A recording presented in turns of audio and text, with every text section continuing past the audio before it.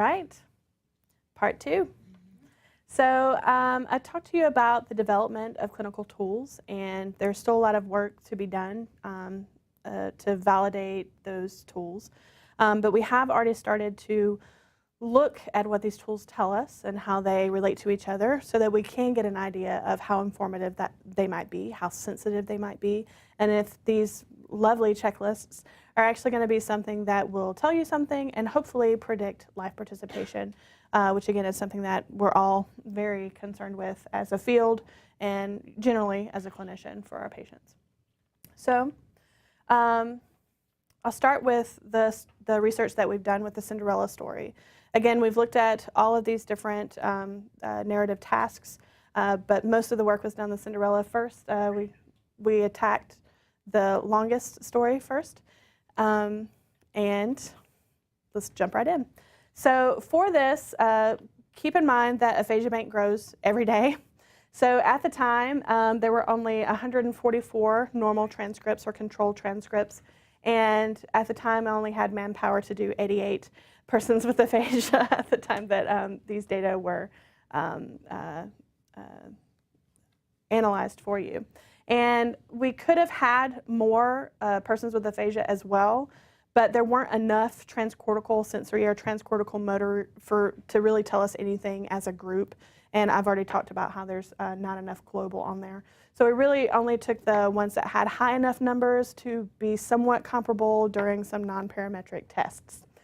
So we retrieved 232 transcripts from the database, and we pulled the story gems from the Cinderella story using those tools that I kind of showed you those screenshots for. And this is the code. Obviously, you're going to memorize it and then go play with it later. But we were able to actually pull the Cinderella gem out of this whole very lengthy transcript. And then from the controls, we established the core lexicon, which was basically meant we pulled all of the control transcripts, pulled all of the lemmas, and then looked at the ones that were shared by 50% of the controls. And we ended up with 96 words. They included adjectives, adverbs, conjunctions, determiners, prepositions, pronouns, nouns, and verbs. And so then we scored them with the same core lexicon list. So the controls got scored just as the persons with aphasia got scored, because the controls, even though we generated this list from the control transcripts, they don't always say all the words. So they're getting a core lexicon score as well, and the persons with aphasia are getting scored. It's a 1 whether or not that lemma showed up in their transcript, and a 0 if it didn't. There's no information about whether or not they said it appropriately. So keep that in mind. There's no information about correctness or contextual use. So we also scored for main concepts. So again, each concept that they said in their transcript, the good thing about this is that we have our main concept list, so you can actually go search for that main concept. So you can ignore about 100 of the concepts that don't matter and really just search for those 20 to 30 concepts that are on your checklist. And then you give them a score. Either it's not there, gets a 0. If it is there and complete, it gets a 3, and then the stuff in between. And then you add up their score. So every control and every person with aphasia got a score for this. So we wanted to look to see if there are differences between core lexicon and main concept scores between groups, really looking at controls versus persons with aphasia, and then looking specifically within the aphasia subtypes to look at differences between those. And then we really were interested in seeing if the core lexicon predicted main concept scores. So does this really cheap and fast measure of core lexicon, does it tell us anything about gist or narrative adequacy or overall outline of the story? This is for core lexicon, so all aphasia subtypes, including those who are described as not aphasic by WOB, so they scored about a 93.7 or above on the WOB, and we know that those people generally also get no services whatsoever. They were significantly different from individuals reporting normal language skills for both main concept and core lexicon scores. And so you can see we did median tests because of the skewed data, and also we did lots of things to decide that that's what we should do. And I can talk more about that later. But it's showing you the median number of core lexicon items produced by group for normals, and then for Broca's, Wernicke's, conduction, anomic, and not aphasic by WOB. And so what you see is you have the normals way up there, Broca's way down low. Unfortunately, we don't have any other non-fluents to put into this analysis. Again, there weren't enough transcortical motors, there weren't enough globals. So the Broca's are kind of like they're just, holding their own out there. And you can kind of look just by looking at the medians that there might not be too many differences between the Wernicke's, conduction, and anomic. And then the non-aphasic by Wob is definitely doing a little better just by eyeballing it, but not as good as the controls. Okay, so this is just for core lexicon. Just kind of try to remember that pattern of those medians, okay? And so what this is telling us is that the normals are producing a whole lot of the core lexicon. Below them are the non-aphasic by Wob. Below them are kind of clustered together, Wernicke's, conduction, and anomic. And then Broca's are producing our least core lexical items, right? They have the lowest score. Main concepts, it's a little different, right? So our normals are still there, producing most of the main concepts. Our non-aphasic by Wobs are still next in line. Just eyeballing it without knowing the scores right now, not too much of a difference between anomic and non-aphasic by Wob. And then the Wernicke's, conduction, and anomic, they're not clustered together like they were before. So there's a difference there with the main concept. So what that means, just by eyeballing it, is that it seems that the Wernicke's and conduction and anomic said kind of the same amount of words that were considered to be in the core lexicon.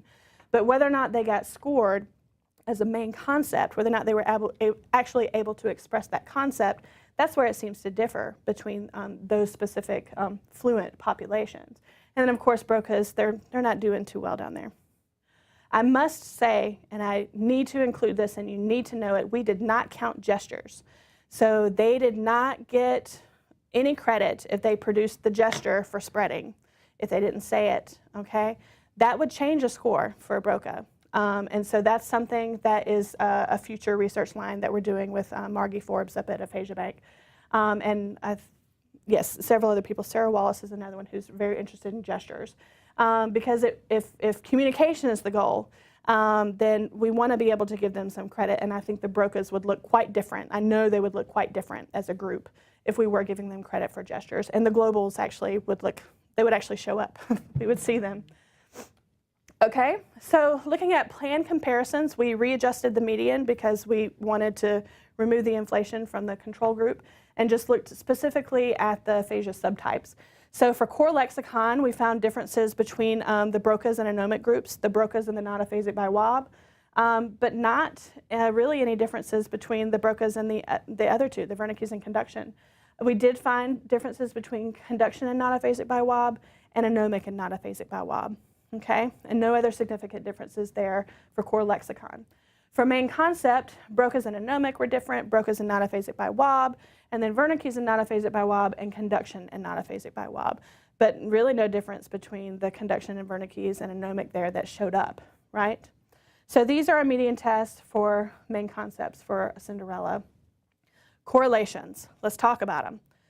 Spearman's correlations showed a significant positive correlation. If we just looked at everybody, a significant positive correlation for core lexicon and main concept scores after collapsing across groups, okay?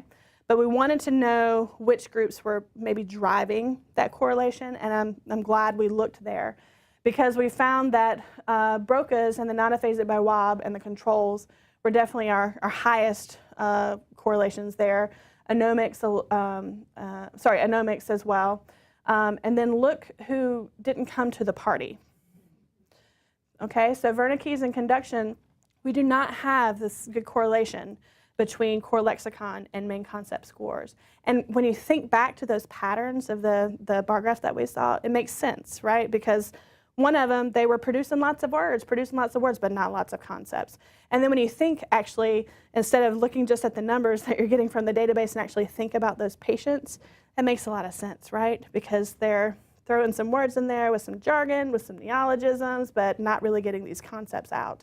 And so these findings are not surprising, but it does tell us something very useful is that, at least with this preliminary look, that the core lexicon seems to tell us in some populations about narrative adequacy, but alone as a standalone measure for conduction and Wernicke's, you should not use it or to predict it, right? That's kind of the take-home message from this early work. So we wanted to look again at a broken window, and by this time more transcripts have been added into the database, and also broken window goes by really fast because there's like 8 concepts. So it just takes a lot less time. So we have 146 controls for this and 179 persons with aphasia, 48 Broca's, 15 Wernicke's, 33 conduction, 56 anomic, and 26 non-aphasic BiWAB. So I don't have the same graphs here, but some of the information, I just want to kind of compare it as well. All aphasia subtypes, including non-aphasic BiWAB, were significantly different. Okay, so same story here as for the Cinderella story. The median test plan comparisons are a little different. So the stuff that's in blue is the comparisons that we saw before. So Broca's and anomics for core lex and main concept score, same difference here for broken window. And the stuff that's in red is the stuff that's new to broken window. So we actually saw a difference here between Broca's and conduction for core lex and main concept score. We saw a new difference here for Broca's and Wernicke's for core lex and main concept score. And also for not aphasic BiWAB and Wernicke's, at least for the core lexicon score. Okay, so not exactly the same story with the picture sequence description as we're getting with the Cinderella story, telling or retelling. Spearman's correlations showed a significant positive correlation. You can see that number is very similar. So 0.818, and then again, we wanted to look at the different groups. So you see your anomic, your Broca's, not aphasic BiWAB, and Wernicke's. They're not as strong. They're not as strong as for the Cinderella story. This may be related to sample size. Sample size of the actual transcript or the increased sample size of the number of transcripts that we had. But you'll notice what we do see something very similar for conduction. What do you see for conduction? Not pretty.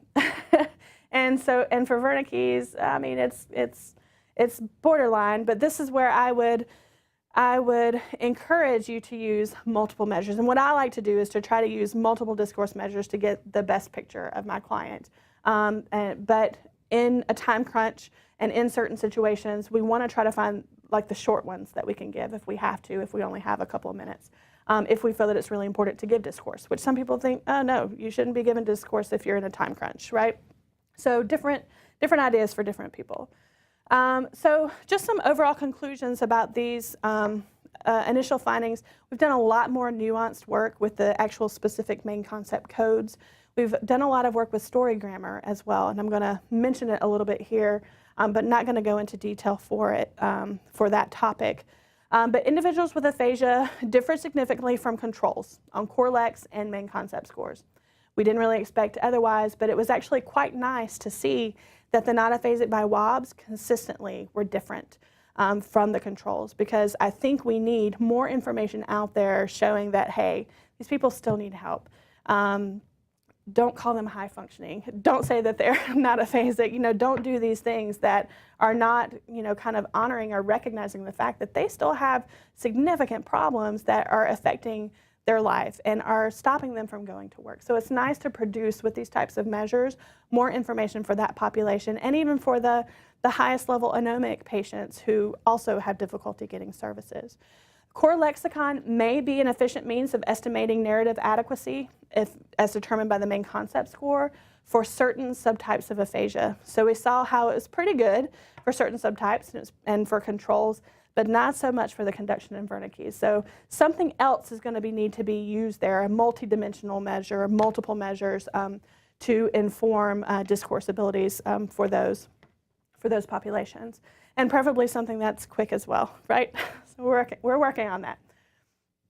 So just as an aside, and I'm not going to go into the details here, but I'm happy to later, we did do a story grammar analysis comparing the story grammar elements that were produced by matched subjects of controls, persons with anomic aphasia and non-aphasic BiWAB. And we found that core lexicon, so those core terms that they were able to use, was highly correlated with story length relationships, specifically for the not aphasic BiWAB and the persons with anomic aphasia. So that their ability to use the core lexical items seemed to drive the correlation of how much, in terms of how much of the story they were able to tell. And if you've ever done a story grammar analysis, has anyone ever done a story grammar analysis? It's like initiating event. the plan and attempt and reaction and direct consequences. So it was really quite easy to do we had already pulled out every concept, right? So then we just went through and gave it a story grammar code, and we had this information about how much of the story they were telling and how long their story was and how coherent it was. That's the extra thing that story grammar will tell you, is something a little bit more about coherence and cohesion. So just a little bit on story grammar there, and I'll bring it up again. Both core lexicon and main concept analyses point to differences in the discourse of post-stroke, not aphasic by WAB individuals. And I've already kind of harped on why that's important to me. And this is also confirmed by a recent story grammar analysis, and where the not aphasic by WABs looked way more like the anomics. In fact, they scored more poorly, or scored worse on the story grammar analysis than the anomics. And both of them were different from the non-brain injured or the control participants. So definitely something going on here with discourse that we know is impacting their everyday communication. And these types of analyses may lead to better identification of language difficulties that are subtle and are not picked up by the WAB and are not picked up by any of the measures that we're really giving regularly, but likely to impact quality of life and life participation. Core lexicon analysis is fast, it's easy to use, and could be scored online using a simple checklist. And main concept analysis using checklists is also faster than many other discourse analysis techniques. And both of these could potentially be non-transcription based. So the way that we've done it, we've actually worked from the transcripts, and we actually do use it in a non-transcription based manner in the hospital and in other settings. But we always confirm it right now with the written transcript. And so I'll tell you, we need to get some reliability information about whether or not this could actually be non-transcription based. So we'll do an inter-method reliability study where we have clinicians score it with the transcript, have clinicians score it without the transcript, and make sure that they're giving us the same scores and the same information before we try to sell it to you as the next best thing that will save you some time. So standardized norm reference, I'm not going to sell it, by the way. This is all free, but you know what I mean, hook you on it or get you to use it. Standardized norm reference non-transcription-based discourse measures would allow clinicians to quickly compare a client's discourse to controls or similar peers with aphasia. And potentially it's a valuable predictor of life participation. So again, future directions, we're going to publish these norms and checklists. A lot of it is already submitted. Do some reliability studies. And Mary Boyle has already started with test-retest reliability for the stuff you can get out of eval. So if you remember that Excel sheet, she's already doing test-retest for that. And so we're going to work together to do test-retest for main concepts and for core lexicon and for story grammar. And also the inter-method thing that I told you about. I think that's really important before we start having people use it willy-nilly. Looking at the relationship between discourse measures and life participation as measured by the ALA, which is the Assessment for Living with Aphasia. And also, a recent collaboration is looking to see if these have any value for TBI. And what we're thinking in that alone, it's not going to have a whole lot of value for TBI populations, because one of the issues with TBI is that they can get you the concepts and they can get you the words. It's just there's tons of stuff around it and you have to dig it out. And so we're thinking that it might be main concept plus something, plus number of tangents, plus some other measure to give us the best idea of their discourse abilities. So that's something that's going on. And the other great thing about that is that there's a aphasia bank, but they're also developing a TBI bank. And it's got lots of transcripts on there. There's a dementia bank. And we're now building up a PPA bank to look at change over time. So a lot of great things are happening with these tools that are great for clinical education. They're great for clinical use and great for research use as well. So we all got the memo. Okay, let's pretend we all got the memo several years back, 10 years back, 13 years back, and then we keep getting it every year, that the life participation approach to aphasia is the way that we have to go, right? Did you get the memo? You got the memo? I got the memo. I get it every time somebody posts on the SIG, the ASHA SIG, right? So then we do our due diligence, and this is how I look when I do evidence-based practice. Tapping away. So I'm like, oh, it looks like discourse ability predicts quality of life and life participation way better than WAB AQ and naming ability. Maybe I could work on discourse and treatment. Wouldn't this be great? That's what I figured out from my lit review, right? I keep doing this lit review, and I'm like, there's not much evidence out there detailing narrative treatment. What? It takes between 10 minutes to 1 hour to transcribe 1 minute of speech for discourse analysis? No way. Not having it. Can't do it. Oh, look at these nifty checklists. Wow, with norms and reliability information, maybe I could do this after all.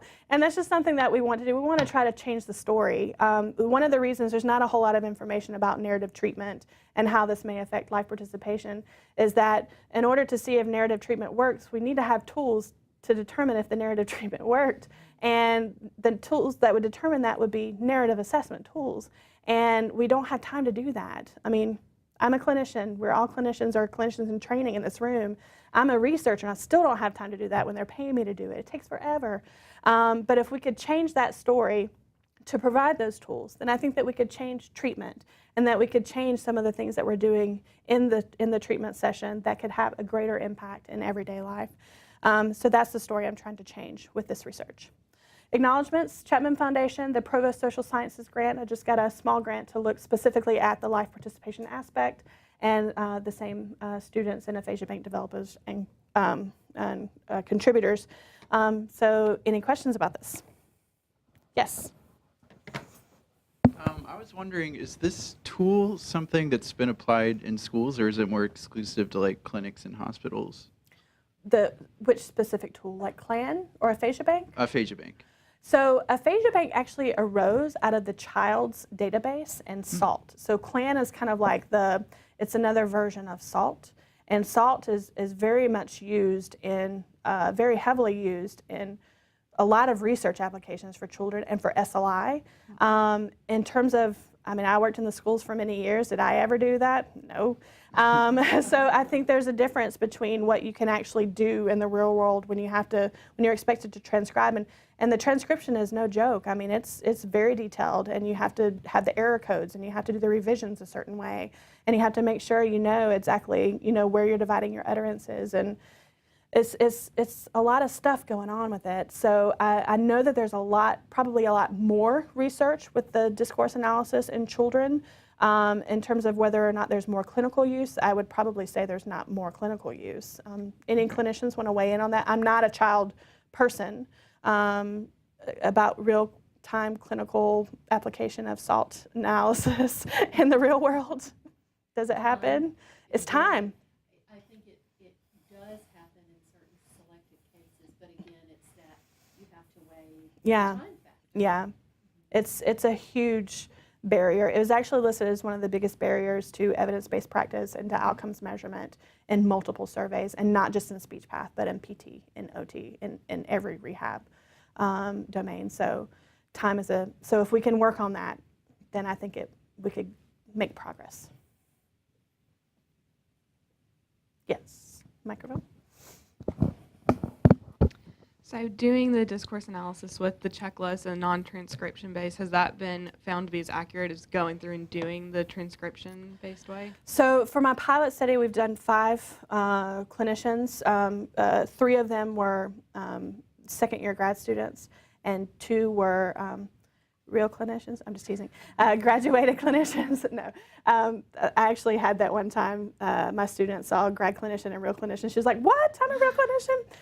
But no, grown-ups, I don't know, graduated, experienced.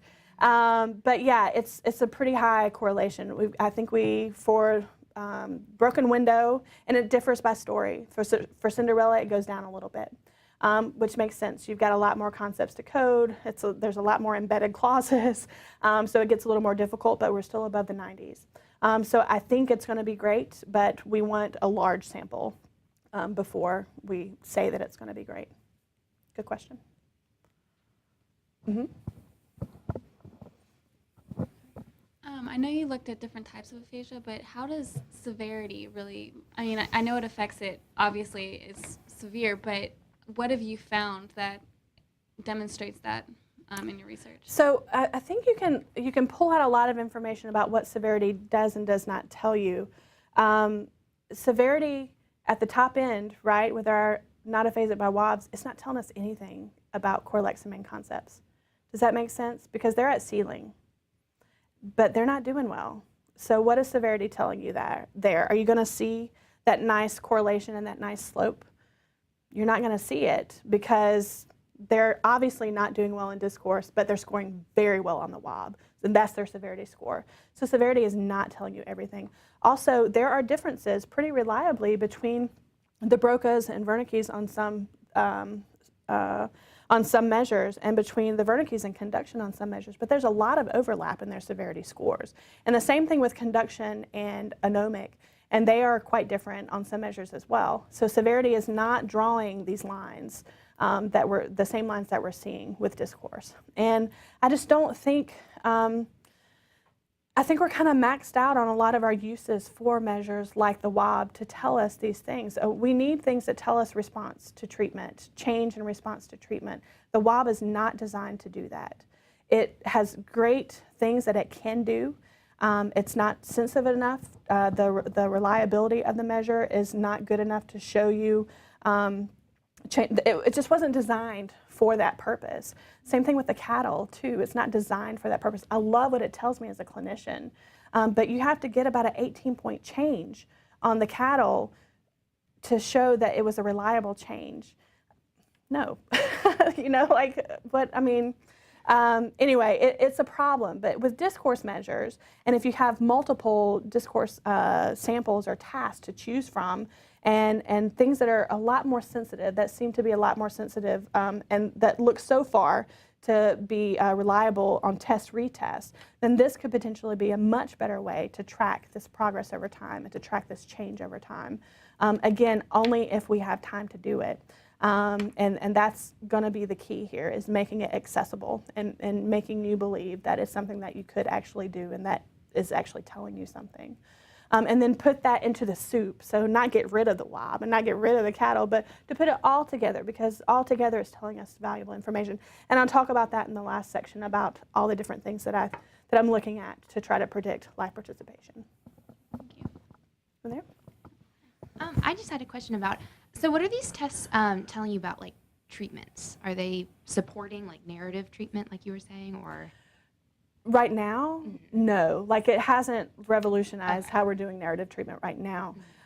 So there's a very small sample within the aphasia data bank of people who have had this discourse protocol administered pre and post. And so we haven't really been able to look at it yet because the N is so small and the treatments are different. So one of the things that we can learn right now is I can tell you within the next week or so what the test retest reliability is for main concepts and core lex, for controls and for persons with aphasia. Why is this important? Why is test retest reliability important? Because if it's high, then that means I can feel pretty confident that if I give it again later, so if it's nicely correlated over here, it's pretty reliable. I get mostly the same scores on Monday and Tuesday and Wednesday. If that reliability is high, then I can feel pretty confident that if I give it after treatment and I see a change, that it's actually a change that is a result of the treatment and not because they're not reliable on this task. Like, that's kind of the whole point of that. And so it's looking pretty good. Mary Boyle has some preliminary stuff for the TTR and for, like, paraphasias and for accurate naming and things like that. And it's looking like the test retest is going to be pretty solid. I think it'll probably be higher for core lex than main concepts, but I could be wrong. I don't know. But we can predict the usefulness of a measure to chart change in response to treatment by having a really good test retest reliability value. Does that make sense? I can try to say it a different way. Okay. All right. All right, well, thank you for your time. We'll take a quick break and go to the next section.